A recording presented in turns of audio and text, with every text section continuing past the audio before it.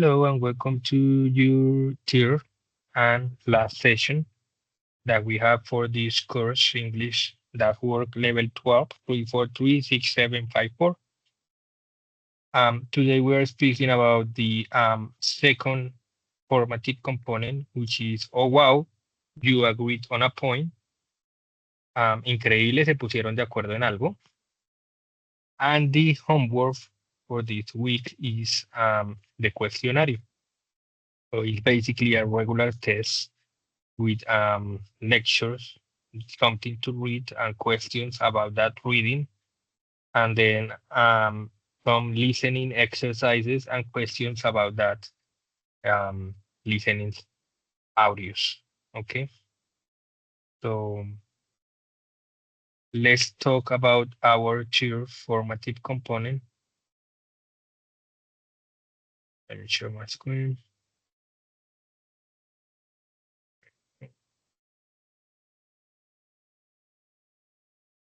Give me one.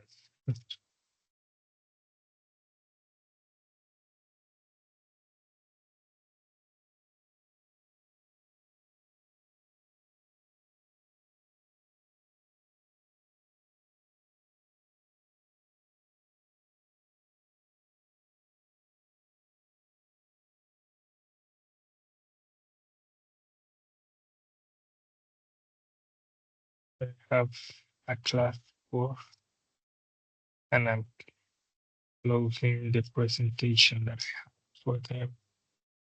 Give me just 1 second. Yes.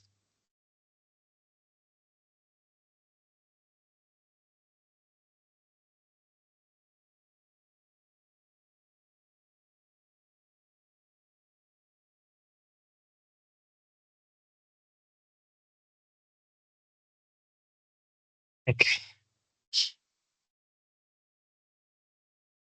All right, let me share my screen then. Oh,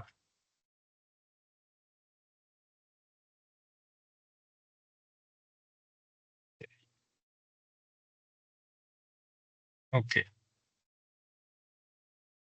So we have our formative components. Oh, wow, you agreed on a point. Increíble, se pusieron de acuerdo. And the first topic that we have is applied grammar and mixed tenses. So let's talk about every tense that we have. So before we do that, there is a couple of things that you should know in order to be successful learning English. You have to do a couple of things. One, 90% of the success on learning a language is practice. Two,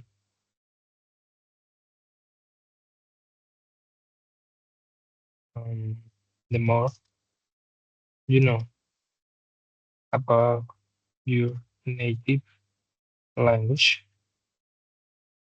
the easier for you to learn and stay. Okay, so those are the two advices that I can give to you. Um, 90% of the success on learning a language is practice. So the more you practice, the easier. The theory, the course, the theory, it's only 10%, and it's very easy to find this English grammar structure and how English works. You can find it on YouTube, you can find it online, or you can pay a course to learn how to use it or how it works. But at the end of the day, 90% of the success of learning English is based on the practice. Okay. You need at least This is something that you have to know. At least 11,000 11,000 hours of practice to learn something, at least. Okay. So that's why the practice is pretty much the most important thing in order to learn a language. And the more you know about your native language, the easier for you to learn a second language. That's a theory. Okay, this is a theory. This is a theory. At the end of the day, we don't know how to learn a language because we don't know how the brain works. But there are many theories. And one of the theories that I believe is that the more you know how, um, your the Spanish in this case works, what are the tenses in Spanish, right? Equivalence in Spanish, equivalence is in Spanish, then your brain can associate, right? Your brain can associate your native language and your second language, and it will be easier for you to create language. Okay. So if you believe that your brain translates from English to Spanish and to Spanish, from Spanish to English, if your brain, you know, translate the language, then the more you know about your native language, it's easier for you to learn the second one. That is why, basically. Um, but at the end of the day, this is a theory. Okay? So let's start talking about the present simple. So present simple is used for general thoughts, habits, routines, or repeated action. For example, she works in a hospital. She wakes up at 7 a.m. She watches TV at 8 p.m., etc., etc. Yeah, basically stuff or action that you do every day. Okay, so the structure, the grammar structure in this case is the subject, the verb, and the object. Object or complement. Okay. In this case, an object is a noun, right? But not every time you put a noun at the end of a sentence. So that's why I like to call it complement. But in some books, or some teacher might tell you that the last thing is the object, but not in every case. Okay. For example, you can say, I kick the ball, right? So you have a subject and then you have an object. But you can say it, I really like my um I really like my car and I watch it and I drive it every day, right? So in this case, you don't have as you don't have an object. You have a time expression, right? So that's why I don't like to call it object, but well, that depends on what. In Spanish, it's the same thing. It's the same grammar structure. We have subject, verb, object. For example, she wakes up at 7 p.m. in Spanish.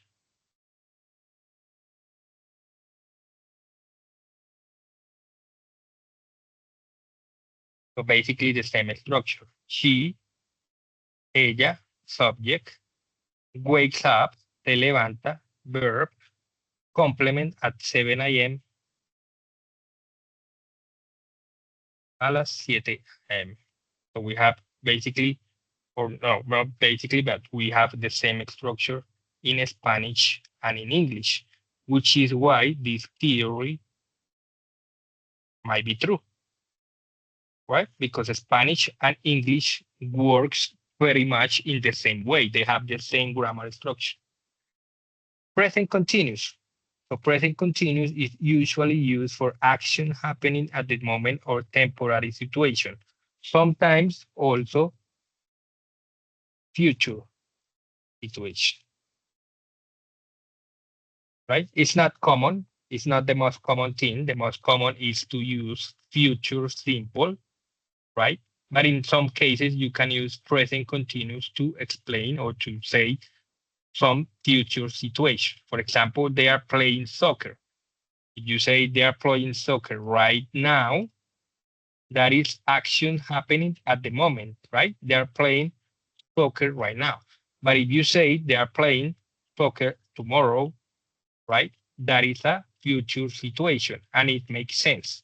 But it's not the most common thing. The most common thing would be to use a future simple. We'll see it later.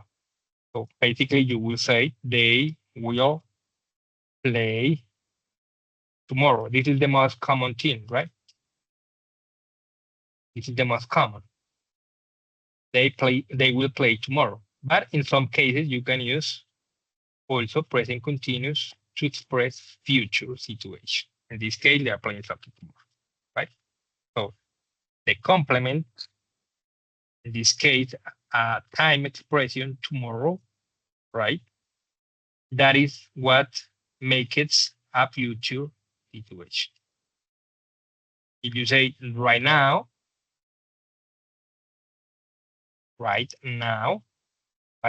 Then the complement is what makes it an action happening at the moment, right? So that is present continuous.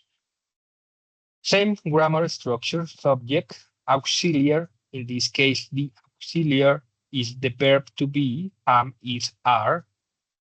Then we have the present participle, the verb. We have the verb right here, verb in present participle.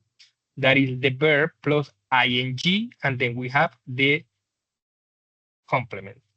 Yeah, I'm not sure why with object in here. Object or complement.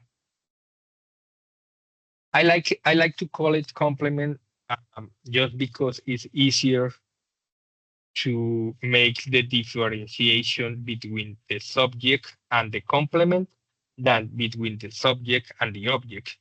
Because it sounds similar, you can confuse them. So that's why I like to call them complements. But yeah, in Spanish, it's the same grammar structure. We have a subject, we have the verb to be, verbo ser o estar in Spanish.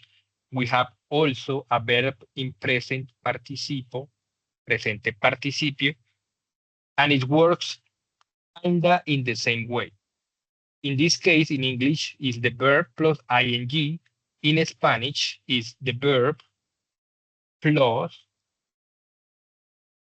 endo, ando, right? So in this case, they are playing soccer right now.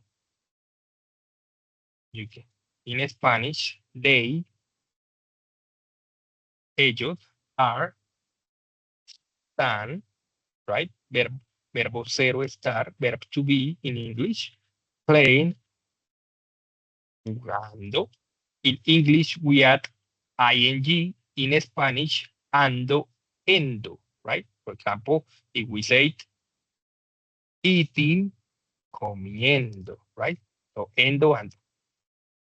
So they're playing soccer, football, ahora, right? They're playing soccer right now. Ellos están jugando fútbol, fútbol, fútbol ahora, right?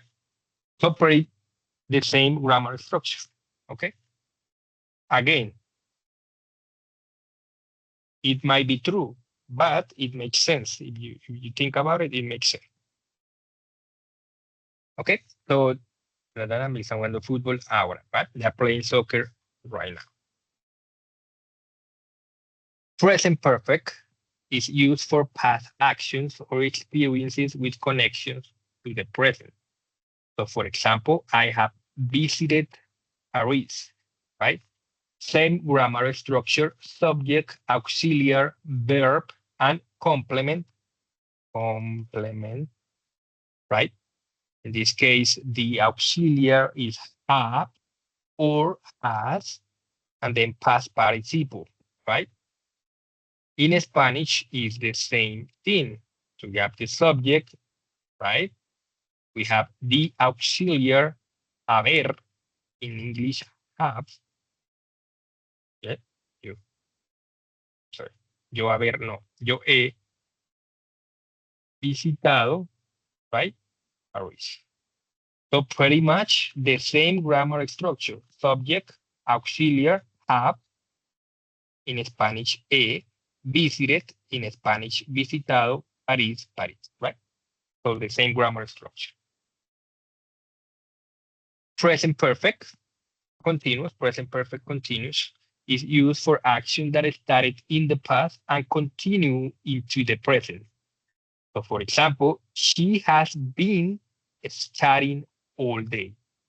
Okay, same grammar structure, subject, auxiliary, verb, and complement or object, whatever you want to call it, right? Subject, auxiliary, verb, and complement. The auxiliary in this case is have been or has been, right? In Spanish, the same thing, subject, right? Then we have the verb haber, right? The auxiliary verb haber. Ella ha been, estado, right? Been is the past participle of the verb to be, right? Be is been, be, estar, been, estado, ¿ok? Ella ha estado, studying, estudiando, all day. So she has been studying all day. Ella ha estado estudiando todo el día. Okay. The same thing in Spanish and English. Past simple, used for completed actions in the past. He finished his work yesterday. Same grammar structure. In this case, let's remember, grammar structures are the same, right? But past simple and present simple in the positive sentences change a little bit, right? So for usually it's subject, auxiliary, verb, complement, right? But in past simple, we don't use the auxiliary when we make positive sentences in past simple and in present simple, right? Now you can do it. You can say, for example, in this case, say, for example, I play soccer, right? In present simple, or you can say, I do play soccer, which is the auxiliary, right? Both make sense, right? What is the difference? In this case, when you say this, I do play soccer, right? Is to reaffirm something.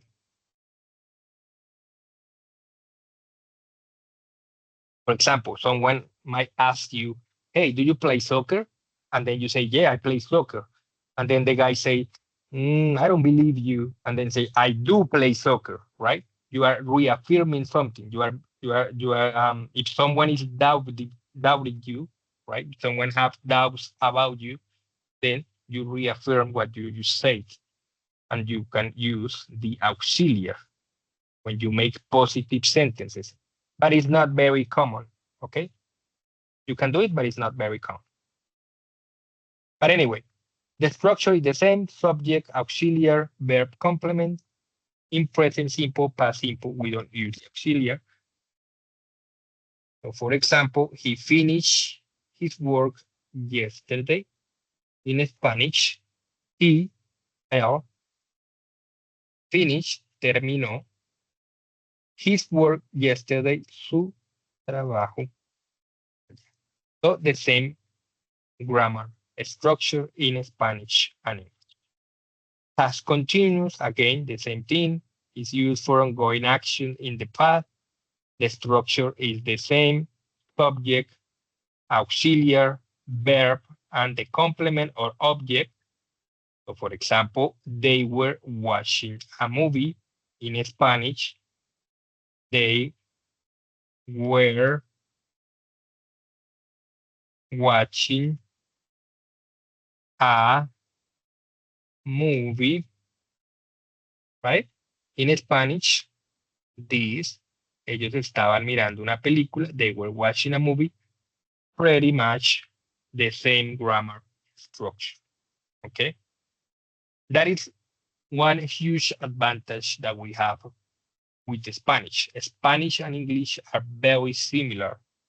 The Russian language, the Asian language, Japanese, Mandarin, or the Arabic languages, right? The Persian, even the Hindi, those kind of languages, they are very different. But for them, it's harder to learn the language. For us, a Spanish speaker, it's not. It's actually very easy um, compared to those languages.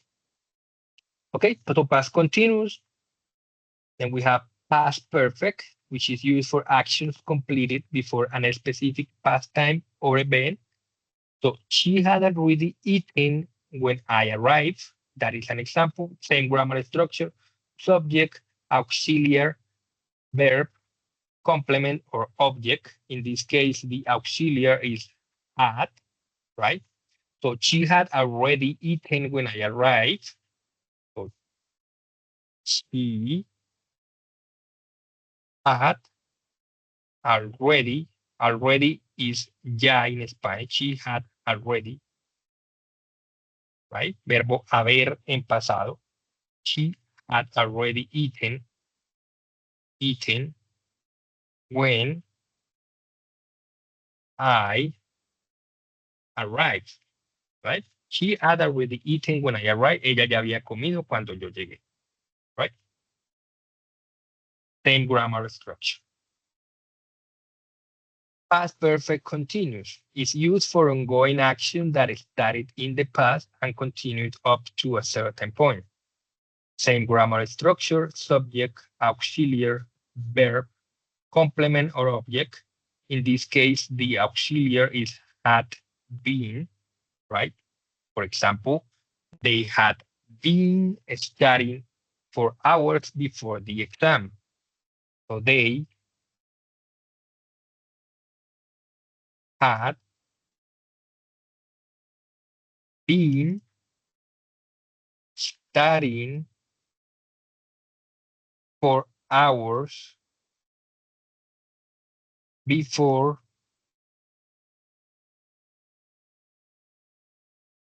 the exam, right? They had been studying for hours before the exam. En Spanish, ellas habían estado estudiando por horas antes del examen.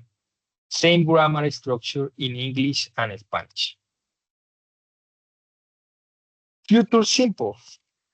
So future simple is used for predictions, promises, or a spontaneous decision about the future. So for example, I will call you later. So same grammar structure for every tense: subject, auxiliary, verb, object, or complement. In this case, the auxiliary is will, right? I will call you later. Yo, will call you, right? You, te, right? Because it's an object pronoun. Yo te llamaré, right? Will in Spanish is the same as the ending re, ras, ran,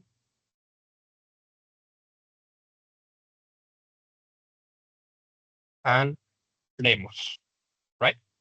So I will call you later. Yo te llamaré, right? I will call you later, later, más tarde. Right? I will call you later. Yo te llamaré más tarde. I will call you later. Future simple. Future continuous, used for ongoing action that will happen in the future. For example, they will be traveling tomorrow, right? So same grammar structure, subject, auxiliary, verb, complement, or object. In this case, the auxiliary is will be, okay? Will and the verb to be. So for example, they will be traveling tomorrow. They, ellos, will be, estarán, right? They will be traveling tomorrow. Viajando. Same grammar structure. Subject, auxiliary, or verb, and future, right? Traveling tomorrow, mañana. Same grammar structure. Future perfect is used for action that will be completed before a specific future, time, or event. Same grammar structure, subject, auxiliary, verb, complement, or object. In this case, auxiliary will have. She will have finished her work by Friday. In Spanish, she, ella, will have, habrá, finished, terminado, terminado, her work by Friday, tu trabajo para el viernes. Okay. She will have finished her work by Friday. Ella habrá terminado su trabajo para el viernes. So, the same grammar structure. And finally, future perfect continuous is used for ongoing action that will continue until certain future time. Same grammar structure, subject, auxiliary, verb, and complement or object, right? In this case, the auxiliary for future perfect continuous is will have been. For example, they will have been studying for 5 hours by then. They, ellos, ellas, right? Will have been, habrán estado estudiando, studying for 5 hours, por 5 horas, by then, para esa hora o para ese momento.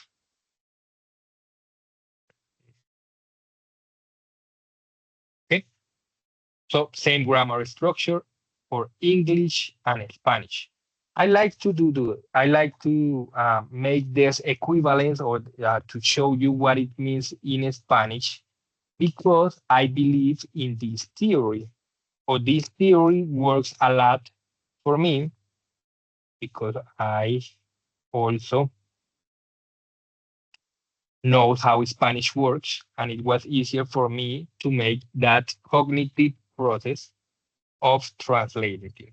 So when you have that, it's easier for you to translate and faster, easier and faster to translate in your brain. Translate in your brain. Okay. And now let's use what is called mixed tenses.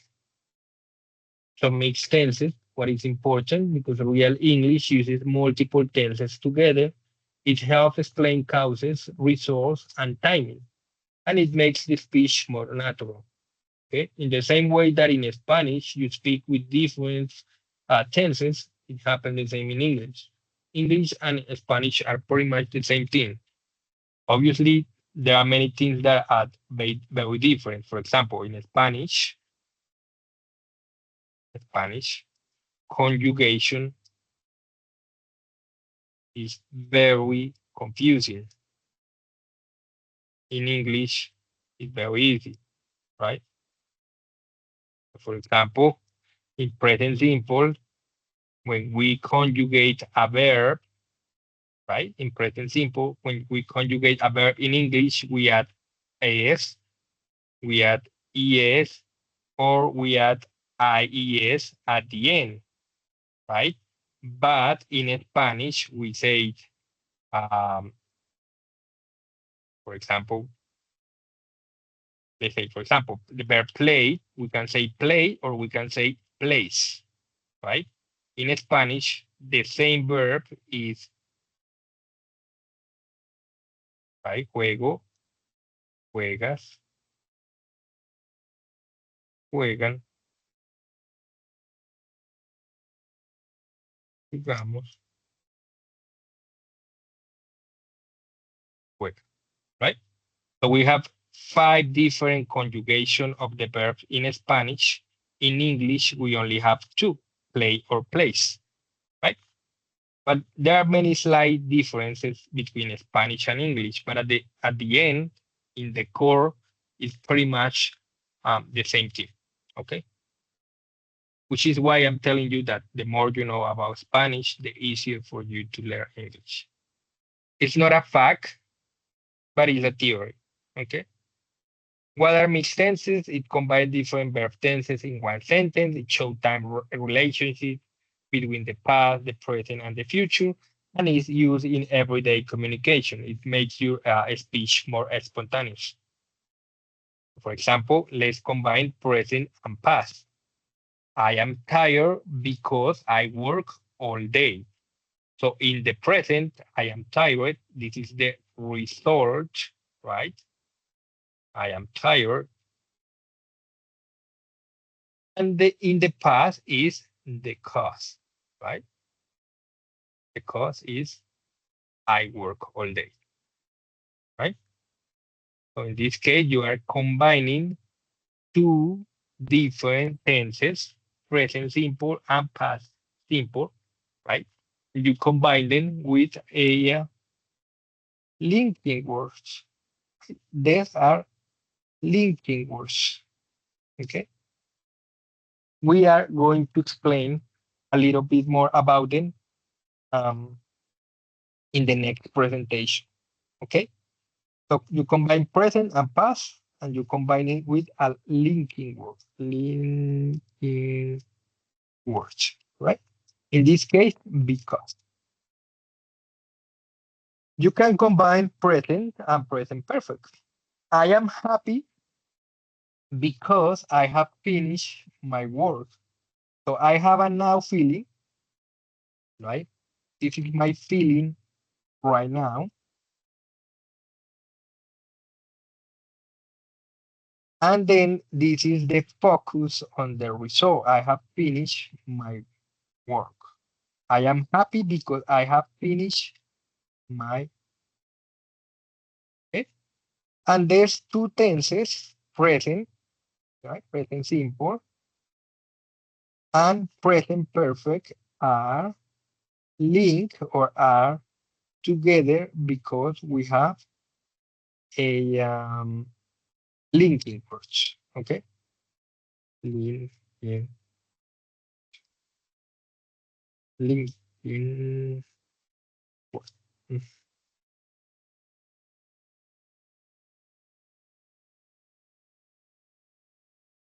okay.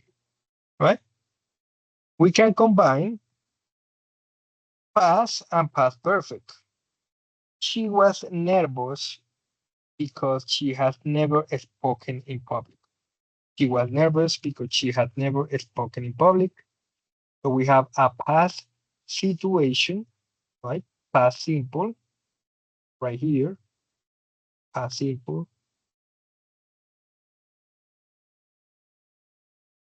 And then we have a earlier past experience. Let's remember that past perfect happens before past simple, okay? If we make a line,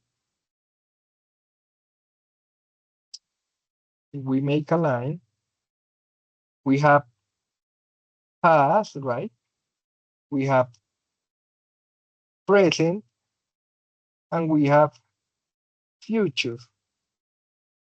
Past perfect usually happens before past simple. Okay, so that's why it's an earlier past experience. Okay, that is why. She was nervous because she has never spoken in public.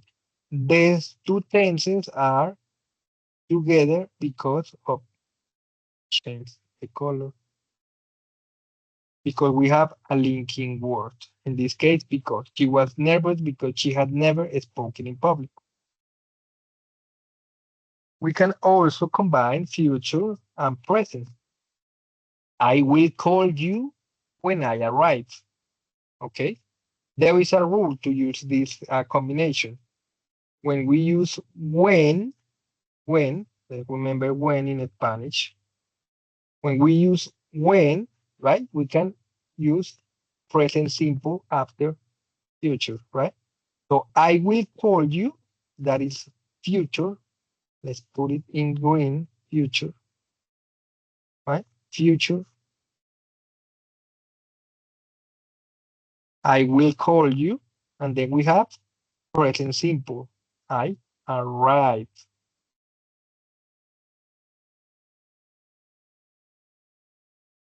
Okay.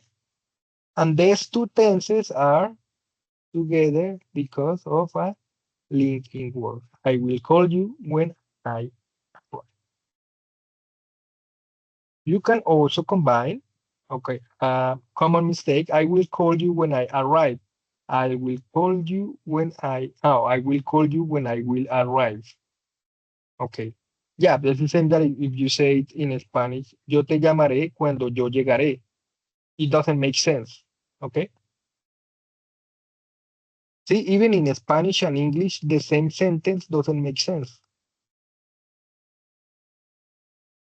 I will call you when I will arrive. En Spanish sería yo te llamaré cuando yo llegaré, pero no decimos eso, sino que también hacemos combinación de dos tiempos y cuando usamos la palabra cuando también lo ponemos en presente. Yo te llamaré yo te llamaré cuando yo llegue. ¿Listo? So in this case, that is a common mistake. Okay. So yeah, that are basically some of the tenses that you can combine. Usually, like I say, you can combine them by some linking words. There are very common linking words. For example, the most common linking word for addition is the word and. This is the most common. But we can use additionally, right? Additionally, we can also consider other factors, right? Or you can say the most common, and we can also consider other factors, right? Let's say that there are more formal linking words, right? Furthermore, furthermore, the results were consistent across all tests, right? You can also say. Uh, Moreover, it's worth noting that the study had a large sample size. And finally, in addition to the main course, we offer a variety of research. I'm sorry, in addition to the main course, we offer a variety of desserts, right? Addition, contrast. Okay, so contrast, the most common is but. Give me 1 second.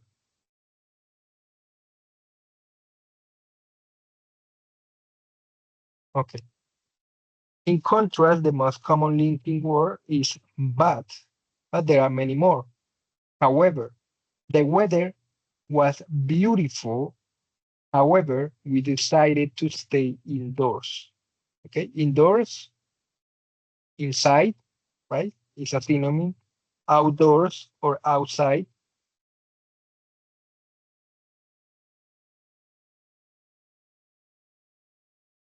On the other hand, she enjoys hiking. On the other hand, he prefers swimming. In contrast, in contrast to what you believe, I think it is a good idea. Nevertheless, the movie was long. nevertheless will stay until the end. All right? So contrast. Cause and effect. The most common one is because, right? Or you can use cause as well, which is very informal, but it's very common to say cause instead of because, right? That's the most common cause and effect linking word. There are more. Therefore, for example, she studied diligently. Therefore, she aced the exam. Ace is the same as pass the exam, right? As a result, the team worked hard. As a result, they won the championship. Because of this, we had to cancel the event because of this unexpected weather. Comparison. Comparison, the most common linking word is or, right? But there are more. Similarly, both cities have vibrant cultural scenes. Likewise, he enjoys playing tennis. Likewise, she's a fan of the sport. Likewise is a very common word when we say, for example, uh, have a good day, right? Usually we say have a good day too, right? Have a good day too. There are also, you can also say likewise, and it means the same thing. Have a good day, likewise, right? In Spanish would be, right? In the same way, we need to prioritize safety in our workplace, right? So we are comparing time and sequence, okay? So firstly, secondly, and thirdly. These are not very common. Usually in English we say first, second, right? Third. But you can also say this. Firstly, gather all the material. Secondly, assemble the parts. Thirdly, join the parts with a screwdriver, for example. Right? Meanwhile, he was cooking dinner. Meanwhile, she was setting the table. Subsequently, the experiment yielded positive results. Subsequently, we expanded our research. Illustration and example. For instance, many animals are endangered. For instance, pandas and tigers. To illustrate, right? Usually, what we use is, for example, the same, kind of the same thing. To illustrate the point, let's consider a real-life example. In other words, right, the meeting was postponed. In other words, is rescheduled.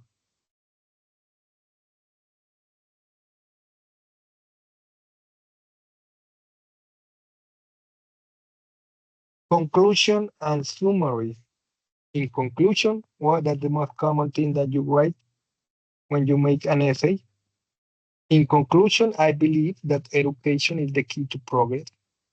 To sum up, the main points are as follows. In summary, the report highlights key findings. Okay. These are also words that are very useful when you make papers, right? When you make essays, for example, these are words that you can use to sound more, how do you say that, more academic or more technical, right? Contradiction and opposition. Although, although it rained, the event was still a success. However, she wanted to go out. However, she had too much work. On the contrary, many believe it will fail. On the contrary, it thrived, right? So that is opposition. or contradiction. Condition is if you finish your homework, you can go play. Unless you study regularly, you won't pass the exam, provided that you can attend the party, provided that you arrive on time. And finally, purpose. She studies hard so that she could get into her dream school. You can say it like that, or you can say it like this, which is more common. She studied hard so she could get into her dream school. He saved money in order to buy a new car. Again, you can say it's more common to say like this. He saved money to buy a new car. To sound more formal, right? Then you say this in order to, right? But usually it's more common to say just to. And it's the same thing. It doesn't change the meaning of the sentence. You can say any of those. He saved money to buy a new car, or he saved money in order to buy a new car. The only difference is, again, in order to is more formal. Just to is informal, right? For the purpose of, we conducted the experiment for the purpose of gathering data. Okay, so those are some of the linking words. There are many more, but these are some of the more common ones. Okay, what else? Pronunciation tips. Well, the pronunciation tips that I have for you are different than what they have right here. So in this case, they talk about tonic stress, right? So what is that? For example, let's use the word hello, right? So when you use a different tone, for example, let's use this word, right? So when you say hello, right? And then you make the last O upwards, you say hello, you are asking something, right? You are asking if someone is there, right? Basically, you're asking if someone is there, right? When you say hello, but if you say hello, right? You say hello, then you are angry, right? You say hello, you are scared. So depending on the tone, it means something different, right? But it's the same word, it's the same word hello. But depending on the tone that you use, you are asking, you are angry, you are scared, you are flirting, right? You are flirting with someone else. For example, if you like a girl and you like a guy, right? You say hello in another way. You are more um flirtatious, let's say like that, right? In Spanish, flirting is coqueteando, right? So if you are coqueteando, right, that hello sounds different. So that depends on the tone. But I don't wanna talk a lot, talk about that much because you already have the formative component. I like to talk about something more important, which is speech rate, right? And speech rate is basically how fast you can speak, right? And it's measured by the number of words that you speak in a single minute. So the formula to get how many words you speak per minute is the total words that you say by the number of minutes. Okay. So for example, you say 400 words in 3 minutes, right? In 3 minutes. That means that you say 130 words per minute, right? So what does that mean? Basically, it tells you how many words you say per minute, and that can make you intelligible, right? It can make people understand what you're saying or don't. But you have to find your, and this is very important, you have to find your own speech rate. Okay? Why is important that you choose your own speech rate? For example, one of the words or one of the mistakes that we make is that we let's say that we take inspirations, right? We say, oh, I like to speak like this guy, or I like to speak like this girl or like this woman. That is sometimes a mistake because um, some people speak way too fast. For example, let's see this little video about this guy. Sorry.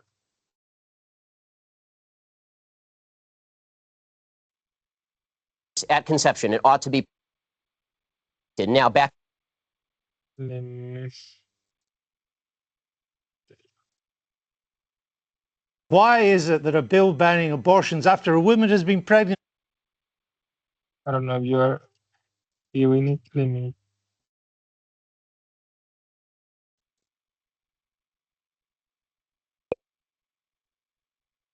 So this guy Abortions after a woman has been pregnant for 6 weeks is not a return to the Dark Ages. What's your answer? My answer is something called science. Human life exists at conception. It ought to be protected. Now, back to my question to you. You purport to be an objective journalist. BBC purports to be an objective down-the-middle network. It obviously is not. It never has been. And you, as a journalist, are proceeding to call one side of the political aisle ignorant, barbaric, and sending us back to the Dark Ages. Why don't you just say that you're... Okay. So in this case, this guy speaks basically like 500 words per minute, okay? So in this case, if you take this guy as an inspiration, right, for you to speak, it's way too hard because he speaks way too fast for you to understand what he's saying.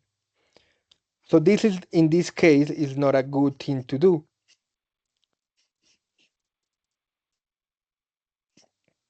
The second mistake that we make, and that is absolutely is very common. This is one of the most common mistakes that we make. One of the most common mistakes that we make, especially Spanish speakers that we make. Right? The second mistake is that we tend to speak at the same rate as we do in our native language. In this case, Spanish. But what is the problem? The problem is that Spanish is spoken way faster than English, right? Spanish, 218 words per minute. English, 150 words per minute, right? Chinese, 158. You might think that Chinese speak faster than Spanish or English, but it's not true.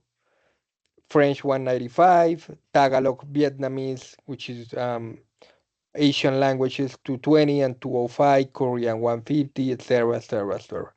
So we Spanish speakers, we speak around, right, in average, 218 words. But if you speak faster than that, that might be a problem for you too. And that is something that you cannot do, right? You cannot pretend to speak English as fast as you speak Spanish, right? You have to find your, again, you have to find your own speech rate. So let's see, for example, and even so, you don't have to speak 150 words per minute. You can speak less than that, right? So for example, let's see how 100 words per minute will be. Vice President Johnson, Mr. Speaker, Mr. Chief Justice, President Eisenhower, Vice President Nixon, President Truman, Reverend clergy, fellow citizens. We observe today not a victory of party, but a celebration of freedom, symbolizing an end as well as a beginning, signifying. Okay, so in that case, ex-President John F. Kennedy, speaking at his inaugural speech, he's speaking at 100 words per minute. You might say that that's way too slow, and you might be right. In some cases, that might be slow for us, but we can say, I don't know, let's speak 125 words per minute. In 1991, I went to my first lecture on brain SPECT imaging. SPECT is a nuclear medicine study that looks at blood flow and activity. It looks at how your brain works. SPECT was presented as a tool to help psychiatrists get more information. See, that's a little bit faster, and it sounds more natural. It makes your speech clearer, and people will be able to understand better when you are speaking like that. Let's see 140 words.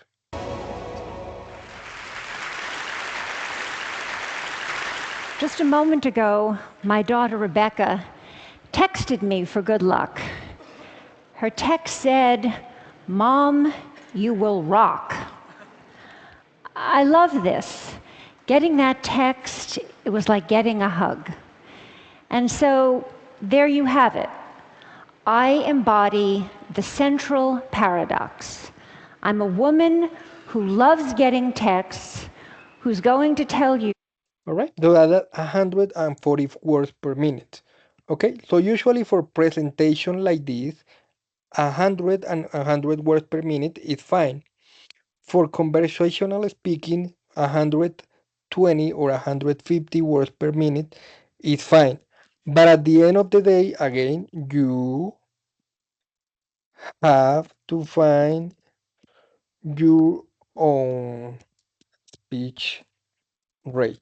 So for you, would be comfortable to speak 140 words per minute. For me, it would be comfortable to speak at 125. For another person, 100. For another person, 250. For another person, 300 words per minute. Right? You have to find your own speech rate.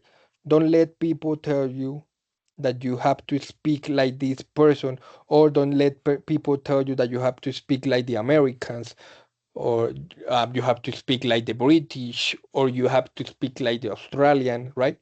Because at the end of the day, they also have different ways to speak. They have different accents, like in Spanish. In Spanish, Mexicans don't speak the same as Argentinians, right? And Argentinians don't speak the same as Colombians. It happens the same within the country, right? For example, los paisas, they don't speak Spanish in the same way as los costeños, right? They speak differently. And it happens the same in English. Within the United States, inside of the United States, the people from Florida, they don't speak the same English as the people from Alabama or Ohio or Iowa, right? They don't speak the same English as in New York, right? They have different ways to speak, different speech rate, different pronunciation, different words, right? In my case, for example, I have spoken English for 16 years and I still have an accent. I still have a different way to pronounce. I don't pronounce and I don't speak like the Americans do, right?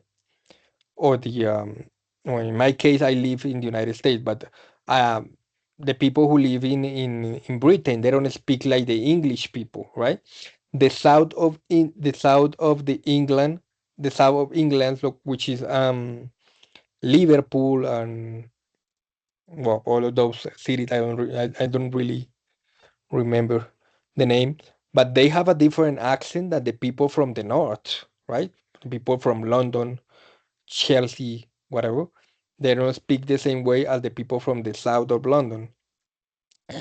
The English from Australia is different than the English from South Africa, for example, right? So every person have their own way to speak English. In our case, is even more because it's not our first language; it's our second or our third language, right? And at the end of the day, English is tool for us, right? It's a tool, and you have the right to use it like you want to. Okay? Even if you have been living in the United States or the British Empire for the last 20, 30, 40 years, even if you speak like the Americans or the British, there is someone who is going to say that you speak very bad or that you have a very bad accent, right? That depends on racism, that depends on many things, that depends on your skin color. So, so don't be afraid of that. But at the end of the day, find it. You have to find your own speech rate, right? Why? Because one of the best skills to learn is how to make pauses, right? You saw in this presentation that when they speak, right? Just a moment ago, my daughter Rebecca texted me for good luck. Her See? text said, Do you see those silences that they make? That is one of the most important skills that you can learn when you learn when you speak another language. Um, One of the some of the people that they use these pauses or the silences are, for example, the people who make stand-up comedies, right? They uses those silences to for people to process the joke, right? Or they use the silence as a joke itself. So, for example, you can see a stand-up comedy and you can see how they speak, and they are pretty much a very good inspiration for you. Okay, you can speak like them because they speak, for example, 100, 130, 140 words per minute. Um, stand-up comedy. Okay, so why is important to make pauses? So when you pause, right, especially when you are an English learning speaker, right, when you are learning English, you will have time to think about what to say next. So once you learn how to pause, you will start decreasing the number of fillers. Fillers are usually words like fillers are basically words like um right? Those are fillers. And we use those fillers to fill spaces sometimes because we speak faster than our mind's English proficiency can create sentences, right? Thus, we make the pauses to give our minds the time to create the following sentence. And we usually fill that time space with filler, such as etc. Okay? So it is important that you learn how to make those pauses in order for you to give your brain some time to create the next sentence, especially when you are speaking, right? Right? Because I mean, we have four skills, four language skills, right? We have speaking and writing, right? We give information, right? Reading and listening, we receive information. Speaking and listening are the hardest thing to learn in another language. Why? Because you don't have time. You have seconds to answer, right? Meanwhile, speaking and reading are the easiest skills to learn because you have time. You have plenty of time to do that, right?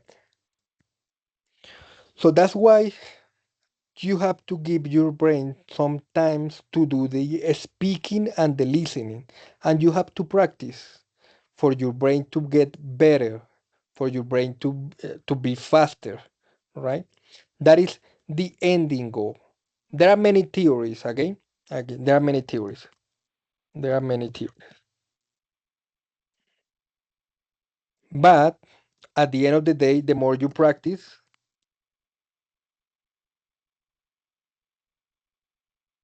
your brain will get better. Okay, at the end of the day, what we are looking for is what we call automatization, right? You practice so much that you can do it in your sleep, that you can do it really fast, that you can do it really easy. That is automatization. And in order to get that, you have to practice. Okay, so we have another thing that is very important that you know: writing and reading are the easiest skill to learn. And one of the best thing about that is that with writing and reading, you can improve or you can get better at speaking and listening. Let me change the color. That is one of the best things about that is one of the best things about reading and writing, right? That with reading you can get better at speaking because you see grammar structure, you see how they write, how they express, right, in words, but you can get better at speaking. And with writing, you can also get better at speaking, right? And with listening, obviously, you can get better at speaking, right? But you can do this too, and you can get better with speaking with these two very easy skills to learn, okay? That is why, for example, if you watch a movie or you watch a TV series or you watch a YouTube video, put closed captions, okay? So closed captions, not only you are listening what the person is saying, but you are also reading, right? So you are using many different senses, right, to learn something, and that is multi-sensorial learning, right? You are using many senses to learn something, and that is something that you can do with closed caption or subtitles when you are watching a movie or a TV series. Okay, so that is another way for you to practice listening music, for example, right? When you listen heavy metal or rap or pop music, at least you should know what the lyrics are saying, right? And with the lyrics, you can learn. With the music, you can learn pronunciation, you can learn grammar structure, you can learn phonetic structure, right? So you can do many things with music as well. And finally, tips to get better at speech rate. Identify whom you should imitate, right? If you want to imitate how someone speak, choose someone appropriate, right? Choose someone who actually speak better English than you do, right? For example, uh, musicians, rap singers, they speak way too fast. That is not someone good to imitate. Or rock musicians, sometimes they speak very weird. TED Talks in this case is a great resort to see good role examples. And the good thing about TED Talks is that you can find any topic that you want. Okay? Notice how the speakers pause between sentences and try to do the same.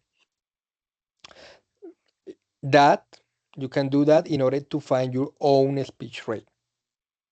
Right? You can speak 120, 130, 140, 150, and then you see, okay, this is gonna be my speech rate. Right? You can see it yourself. Read or speak about something that you like and record yourself. Be sure to vary speech rate, right? Self-perception is one of the best things to rely on and improve yourself. That is something very true. Self-perception, unless you are very critical of yourself, if you criticize yourself way too much, then this is not a good idea. Find someone else. But if you are let's say fair with yourself, then this is the best thing that you can do. Another thing that you can do is once you are done with the recording, once you are done recording yourself and you have a video, you can upload it in TikTok or YouTube. And these two applications will give you subtitles automatically, right? And if you have a good pronunciation, that means that the subtitles that YouTube put on your video are the same thing that you are speaking.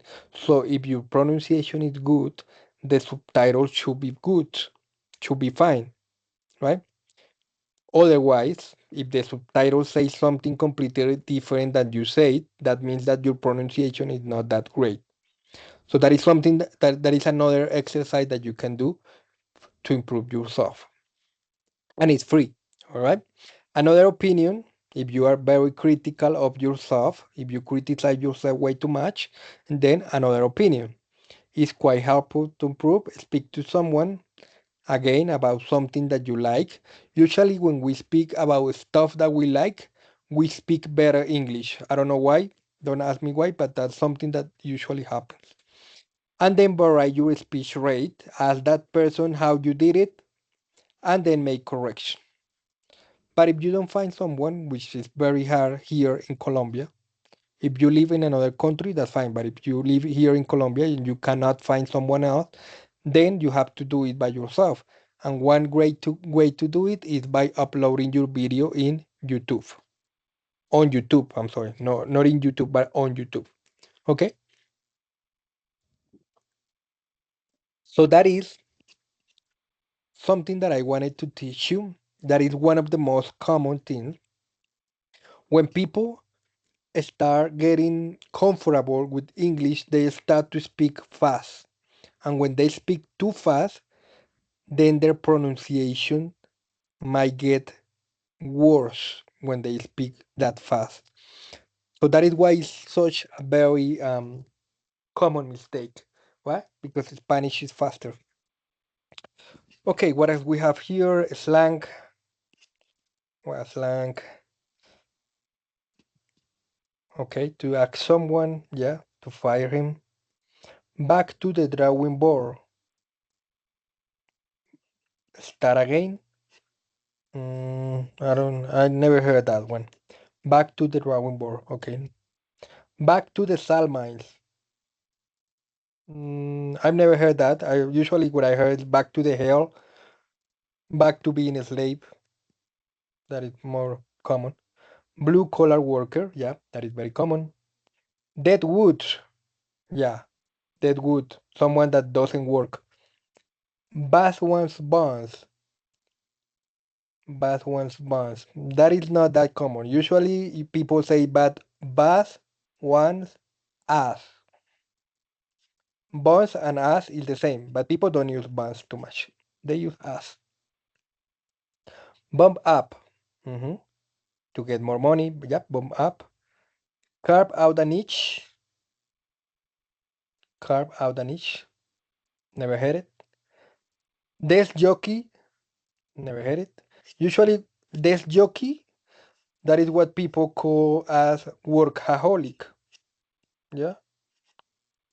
Let's see. No, I didn't want to open that one. Usually, this what desk jockey. Never heard it. Is what usually say like workaholic. I'm sorry, workaholics. I think that's how you read it, or workaholics, something like that. Dog eat dog words. Dog eat dog word. Perro come perro. Never heard it. Game changer, yeah. something that is new or innovative. Win-win scenario, yeah, when everybody wins, when everybody gets something, and that's it. Okay. Well, there are many more, but usually, well, hold your horses, right? Like calm down. That is pretty much what it means. Break a leg, right? It means good luck. There are many more, but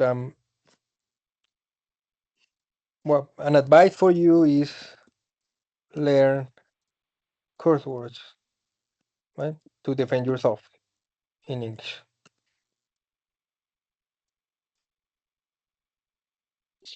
Learning curse word, many people will say that is not that is a bad thing. Words, curse word or bad words, right? Bad words.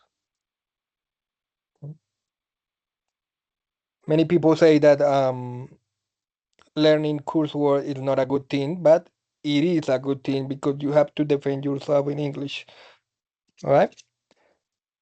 Well, slang, reporting verbs. Well, reporting verbs are usually she said, she commented. Yeah. I told John. I asked. Yeah. She explained. Well, verbs to report something. Feeling verbs. What are feeling verbs? Bottle up. When people report their feelings. Yeah. I should let you to bottle up your feeling. Calm down. Yeah, that is very common. Calm down. Relax. Cheer up. Cheer up. Be happy. Or be happier. I'm sorry. Cheer up. You are sad. When someone is sad, you can say cheer up. Don't be sad. Right? Crack up. Never hear it. Someone who cracks up is unable to think and behave sensibly because of too many problems. Crack up. People use another different word. Freak out. Yeah, that is very common. Freak out means to become afraid, excited, or anxious. Let down. Yeah, disappoint someone. If you let someone down, or you disappoint them, that is very common. Light up. Light up is like cheer up. It's very similar. Cheer up. Light up. Right? Be happy. Take out on when you unjustly treat someone badly. Well, yeah. Take out on. These are phrasal verbs. Let's see. I have a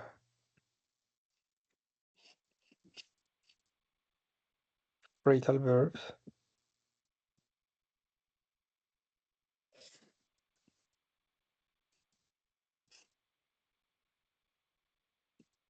Well, phrasal verbs are usually verbs that are made with three different words. These three different words separated mean something, but together mean something else.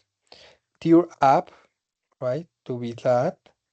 Tell off, to snitch on someone. If you tell someone off, you speak to them angrily for doing something wrong. All right, so that is our last formative component. I think, well, 6:24. This class was a little bit long because of there were many topics. But again, well, I'll see you next in the next class or on the next course if I see you again.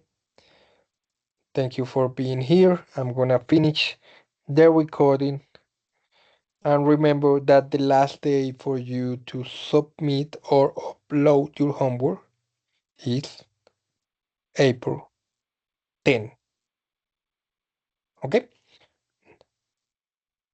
Nothing else. See you next no, not next week, tomorrow for the chat, for the how do you say it? I forgot how do you say it. Synchronous support. All right? Bye.